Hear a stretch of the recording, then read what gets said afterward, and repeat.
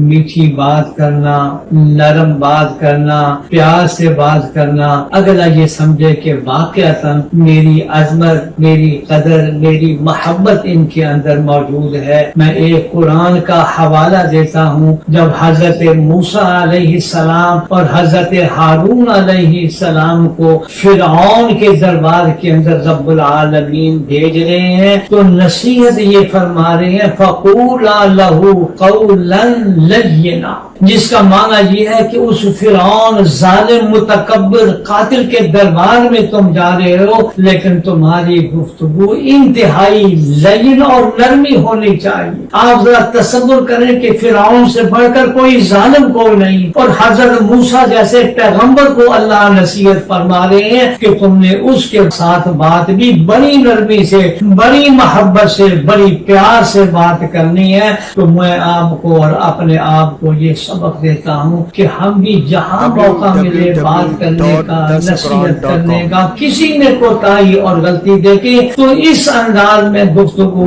نہ کی جائے کہ اگلے کو رسوا کیا جائے، ذلیل کیا جائے، بلکہ انتہائی محبت و پیار کے ساتھ۔ سوشل میڈیا پر سب سے قدیم اور سب سے ریلائبل برانڈ درسقرآن.com